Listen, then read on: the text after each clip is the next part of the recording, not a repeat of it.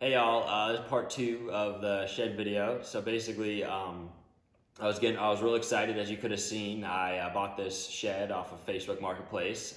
Got it from a gentleman on there, and he seemed like a pretty nice guy. And so that's where I had the first videos. I got it installed basically, and then painted it. Started installing shelving, and that was going to be the second videos. Was me, finished painting it, installing shelving, showing you all the cool stuff I was going to put into it, install electricity, etc.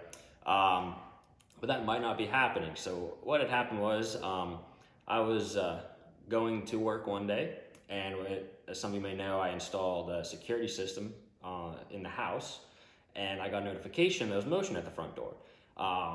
This isn't abnormal because the Amazon people come almost every day, so I just pulled it up and just for heck of it looked at it, and I see is this guy with this clipboard, and he's got a diesel truck in the background with a trailer, and I had looked at the trailer and it looked like it was a shed moving company. I was like, well, that's weird.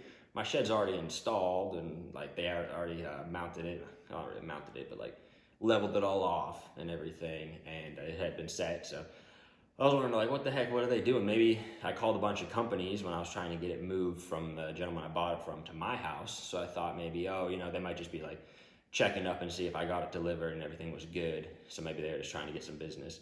Either way, I kept going back to the video. I kept going, I had live stream. So I went back and like looked at it, and I was checking up on him. And he went to his truck, put his gloves on, and then walked through my front yard. And then he cut out a frame, so I couldn't see what he was doing. But I thought it was weird that he'd be going around the back of the house to look at the shed that was already installed and I had all my stuff in. So I'm thinking, is he gonna try and move this shed to somebody, like maybe he got the addresses mixed up and he wants to move it back to the other guy's house? I'm like, well, that's not good. So I call my wife, and I'm like, hey, there's some weird things going on at the house. Maybe we might wanna have somebody come look at it. So for the heck of it, I call one of our neighbors, and I'm like, hey, I didn't get a hold of them, but I'm calling them, nothing. And then I keep going back to this live feed, like, what's going on? And I see him come back to his truck and unload the shed trike. It's like one of those things you see on the back of those Home Depot or Lowe's trucks where they can like move all this lumber. It's like a small one of those, but they use them to move sheds. So I'm like, oh, he's moving this thing. So I'm like, I start freaking out at this point. Now, all of this is happening while I'm driving to work. And I'm thinking, I'm still driving, I don't want to be late because I just started and I don't want to, make a bad impression. But anyways, so he unloads this thing. He goes off frame again. I don't know what he's doing. So now I'm like, my heart's racing. I'm like, this dude's about to steal my shed. So call my wife again. I'm like, hey, we need to go by the house and figure something out. I start just chain calling my neighbors, back to back to back, and then she picks up and she sends the builder out to basically look at, see what's going on. And then in the meantime, I turn around from work, because at this point on the live feed, I now see my shed is in my front yard, and he has the trailer tilted up like he's about to load this thing. And I'm like, well, he's moving it, he's taking it. So I call the cops, and I'm like, they're super chill. I don't know, I've never called 911 before, but they're like, what's your emergency? And they're basically just getting information from me. What's your address? What's happening? I'm like, someone's actively stealing my shed. And they're just like, okay, well, let me get some more details from you. And I was just like, interesting. Either way, the dispatcher was like, all right, well, we sent somebody out to your house. I was like, okay, great. And then my wife leaves work because I'm on the phone with her. She leaves work, so we're both headed to the house to figure out, who's stealing the shed, what's going on. Then I get in contact with my neighbor, and so basically they stopped him from loading it up. So now I'm about 10 minutes out, and then I see on my security camera the cop has come up to my front door. So at this point, everybody was at the scene, at the house, and the cop comes up to the front door, and I interface through the video call on the security system, and I'm like, hey, sir, and he's, I'm basically having this conversation back and forth with the cop, and I'm explaining the situation, and I told him I'd be home in like 10 minutes. So I get home and there's like 6 to 8 police cars, and I'm like, oh gosh, this is a huge scene. You know, welcome to the neighborhood. We just moved in and are already causing a ruckus. So get out of the truck and go up to the cops and the gentleman that was moving the shed, and we all just kind of convened in the middle of the road. And basically what happened was he was coming to repossess the shed. And I'm like, no, I have a bill of sale. Like, it's signed right here. That's how much I paid. This is my shed. You need to put it back. And he's like, well, no, this is what happened. The guy that sold you the shed was basically rent to own.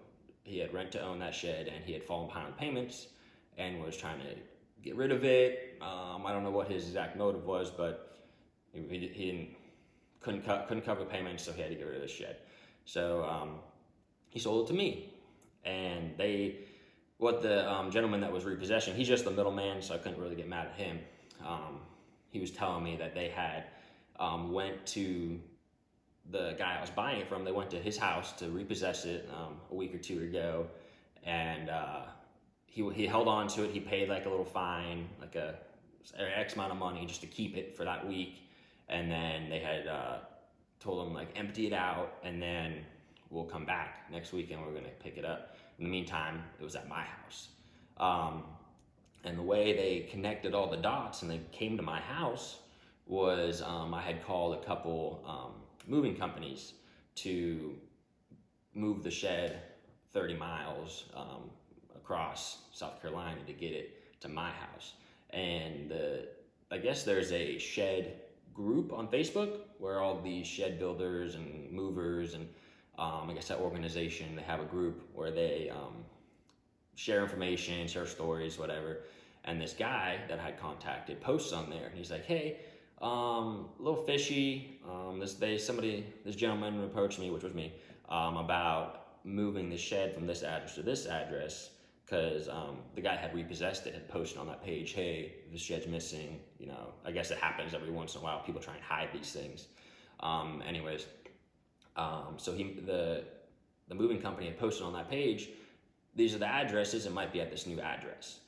So it turns out the repossession company, moving company, comes to my house, sees different color shed, but it matches the description, it's in this yard.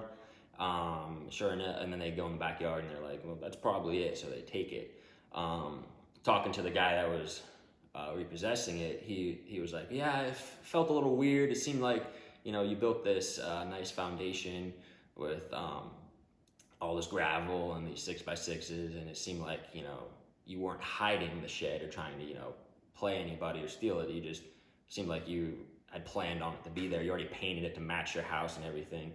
So he thought I was a little weird, so he ended up calling his supervisor, and it was like, you know, I don't know if we should take it. And she's like, no, we're taking it today.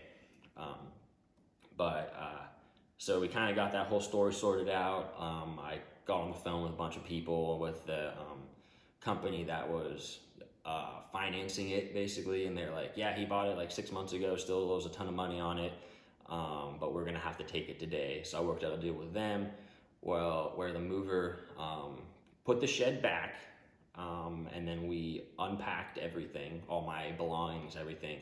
I already mounted some shelves and stuff. That was gonna be part of the second video. So I had to take those apart, move everything back into the garage.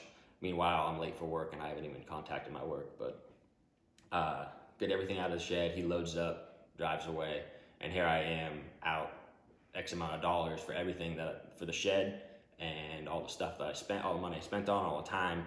And I'm like, well, that sucks. And I was talking to, while the cops were here, they're basically saying, yeah, so basically anything you can finance through a firm or whatever, I don't know all those financing things, but anything you can finance can be repossessed.